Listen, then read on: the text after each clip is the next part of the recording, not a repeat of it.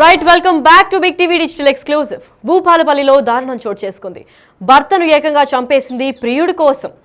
ప్రియుడి కోసం భర్తను చంపి విషం కూడా ఇచ్చినట్టు తెలుస్తోంది. అయితే భూపాలపల్లి జిల్లాలో దారుణం చోటు చేసుకుంది. ప్రియుడి కోసం భర్తను ఏకంగా చంపేసింది భార్య. వివాహితర సంబంధమే దీని అన్నిటికీ కారణం అని కూడా ఆరోపణలు వినిపిస్తున్నాయి. అడ్డొస్తున్నాడని భర్త సురేష్ కు విషం ఇచ్చి మరీ చంపింది భార్య స్వప్న. ఆ తర్వాత ఏమీ తెలియనట్లు కలరింగిచ్చింది. దాని తర్వాత అనుమానం వ్యక్తం చేస్తూ పోలీసులకి మృతుని తల్లి కంప్లైంట్ ఇచ్చింది. అయితే దీని తర్వాత పోలీసుల విచారణలో బయటపడింది భార్య వ్యవహారం. అయితే ఈ ఘటన గురించి మరింత సమాచారం ఇవ్వడానికి వరంగల్ నుంచి వేణు లైన్లో ఉన్నారు, వారిని అడిగి తెలుసుకుందాం. వేణు, చెప్పండి, దీని గురించి పూర్తి అప్డేట్ ఏంటి? లక్ష్మి 10 సంవత్సరాల క్రితము భూపాలపల్లి జిల్లాలో కాసిందేవిపల్లికి చెందినటువంటి సురేష్ తాను ముదిరాజు కులస్తుడు, చేపల వ్యాపారం చేసుకుంటాడు. తనకి స్వప్న అనే మహిళతో వివాహం జరిగింది. 10 ఏళ్లలో వారికి 2 పిల్లలు, ఒక పాప ఒక బాబు ఉన్నారు. అయితే మొన్న రాత్రి కబడ్డీ టోర్నమెంట్ ఆ గ్రామంలో జరిగితే అక్కడికి వెళ్లి చూసి వచ్చిన తర్వాత 9 గంటలకు తాను భోజనం చేసి పడుకున్నాడు. నిన్న తెల్లవారుజామున 5 గంటల ప్రాంతం లోపల తన ఇంటి నుంచి అరుపులు వినిపించాయి. సో ఆ అరుపులు విన్న చుట్టుపక్కల వారు వెళ్లి చూసేసరికి ఈ యొక్క సురేష్ భార్య స్వప్న అక్కడ ఏడుస్తూ కనిపించి భర్త మృతి చెందారు, కదలట్లేదంటూ కూడా ఆమె కొంత కన్నీళ్లు పెట్టుకుంటూ కూడా చుట్టుపక్కల వారితో చెప్పింది. దీంతో వాళ్ళంతా కూడా పోలీసులకు సమాచారం అందించారు. మరోవైపు అదే గ్రామంలో ఉంటున్నటువంటి మృతుడు సురేష్ తల్లి సుగుణకు కూడా సమాచారం అందించారు. అయితే వాళ్ళందరూ వచ్చి చూసేసరికి సురేష్ మంచంపై అలాగే పడుకుని ఉంది. నోటి నుంచి కొన్ని నురగలు వచ్చినటువంటి పరిస్థితి. దాంతో పాటుగా తన వీపుపై తలపై కూడా కొన్ని గాయాలు కనిపించాయి. దీంతో అనుమానం వచ్చినటువంటి సుగుణ మృతుని తల్లి పోలీసులకు ఫిర్యాదు చేసింది. పోలీసులు ఎంక్వైరీ చేయగా తాను పడుకున్న తర్వాత తనకు సంబంధించిన మంచంపై ఉన్నటువంటి ప్లాస్టిక్ నవారు సంబంధించిన దాదాపు 2-3 చోట్ల తెగి ఉన్నాయి. అంటే తను బలవంతంగా ఎవరో గొంతు తీసుకు చంపినటువంటి ఆనవాళ్లు కొన్ని కనిపించాయి. దాంతో పాటుగా తన నోటి నుంచి నురుగ రావడం కూడా పలు అనుమానం వచ్చింది. దీంతో పోలీసులు సుగుణ ఇచ్చిన ఫిర్యాదు మేరకు తన భార్య స్వప్నపై పోలీసు కేసు నమోదు చేశారు. అయితే పోలీసుల విచారణ లోపల కూడా కీలక అంశాలు బయటకు వస్తున్నాయి. ఇదే స్వప్న ఎవరైతే మృతుని భార్య ఉందో ఆ భార్యగా గత 4 సంవత్సరాల నుంచి అదే గ్రామానికి చెందిన స్వామి అనే వ్యక్తితో అక్రమ సంబంధం పెట్టుకుందని తెలుస్తోంది. ఈ అక్రమ సంబంధ విషయం భర్తకు తెలిసిన తర్వాత పలుసార్లు ఇద్దరి మధ్య గొడవలు జరిగాయి. ఈ గొడవల తర్వాత సమక్షంలో కూడా ఈ పెద్ద మనుషులు కూడా కాంప్రమైజ్ చేసిన తర్వాత చాలా రోజుల నుంచి కూడా భర్తను చంపుతానంటూ కూడా భార్య బెదిరింపులో పాల్పడాలో తెలుస్తుంది.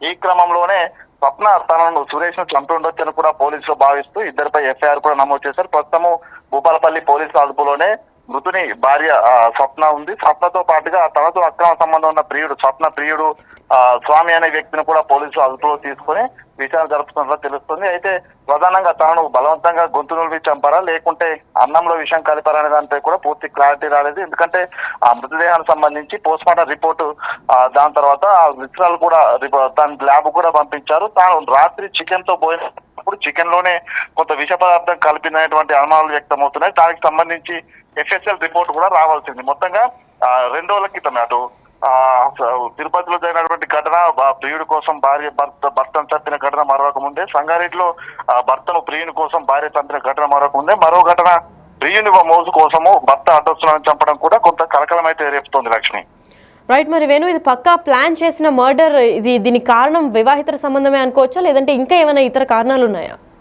100%. ఎందుకంటే భార్య భర్తల మధ్య తరచూ గొడవలు జరుగుతున్నాయి. గొడవలన్నిటికీ కారణం కూడా భార్య మరో వ్యక్తితోని మరో వివాహితుడితోని అక్రమ సంబంధం పెట్టుకోవడం. ఇదంతా కూడా దాదాపు 4-5 సార్లు పెద్ద మనుషుల సమక్షంలోకి వెళ్ళి పెద్ద మనుషులు కూడా నచ్చజెప్పే ప్రయత్నం చేశారు. తన తీరు మార్చుకోవాలంటూ కూడా స్వప్నకు హెచ్చరికలు కూడా జారీ చేశారు. అయినా కూడా స్వప్న తీరు మార్చుకోకపోవడంతో తరచూ గొడవలు వస్తున్నాయని కూడా తెలుస్తుంది. ఈ క్రమంలోనే గత కొద్ది రోజుల నుంచి తన భర్తతో పాటు ప్రతిరోజు గొడవ పడుతుంది స్వప్న అటువంటి చుట్టుపక్కల వాళ్ళు కూడా చెప్తున్నారు. ఈ క్రమంలోనే భర్తను అడ్డు తొలగించుకున్నటువంటి నెపంతోనే తాను పక్కా ప్లాన్ తో ఉన్నట్టుగా తెలుస్తుంది. ఎందుకంటే తాను ఆహారంలో విషం కలపాలంటే పథకం ప్రకారం విషాన్ని కొనుగోలు చేయాలి, లేకపోతే తనకు ఎవరైనా సహకారం అందించి ఆ విషయం తీసుకొచ్చి ఉండాలి. సో అంటే అన్నంలో విషం కలిపేటువంటి సమయం కోసం వేచి చూసిందని కూడా చెప్పుకోవచ్చు. ఇదంతా ప్లానింగ్ లేని జరిగే పరిస్థితి, అప్పటికప్పుడుగా యాదృచ్ఛికంగా జరిగేటువంటి పరిస్థితి లేదు కాబట్టి పక్కా ప్లాన్ తోనే అన్నంలో విషం ఇచ్చినటువంటి వస్తుంది. ప్రధానంగా దీనికి సంబంధించి ఎఫ్ఎస్ఎల్ రిపోర్ట్ వస్తే అందులో తను తిన్నటువంటి ఫుడ్ లోపల ఏ పదార్థం కలిపిందని కూడా బయటకు వస్తుంది. ఓవైపు విషం ఇచ్చిన తర్వాత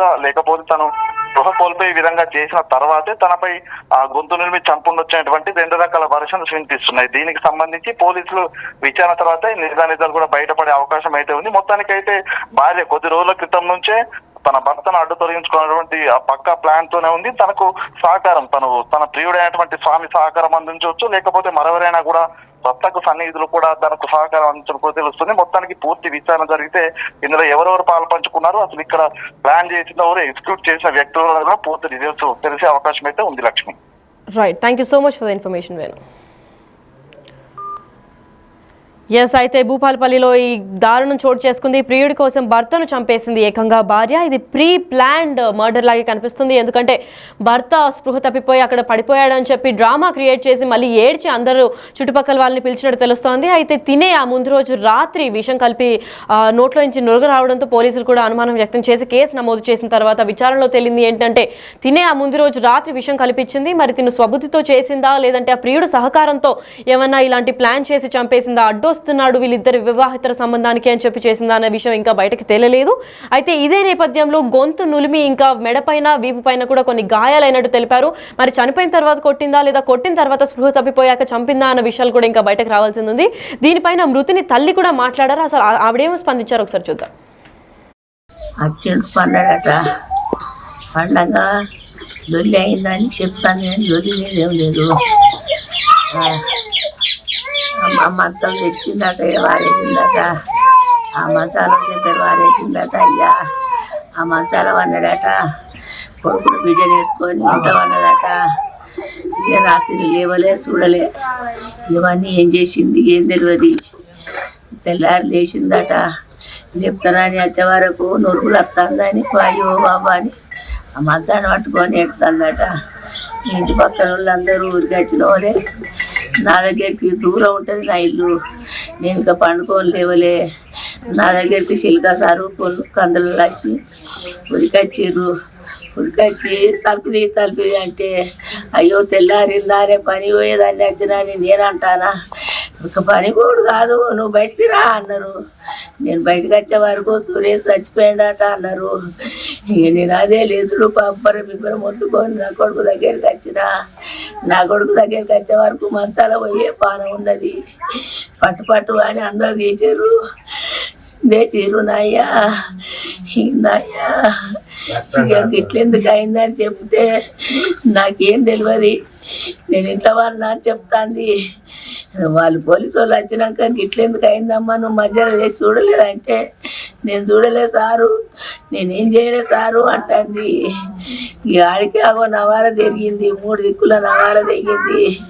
ఇది గిట్లెందుకు అయిందమ్మా అంటే అది ఉన్నది సార్ అన్నాడు. ఇగో ఇది ఏమో ఎప్పుడు తెగిందో అన్నది. అది ఎప్పుడు తెగింది కాదమ్మా, నైటే తెగిందని వాళ్ళు అన్నారు.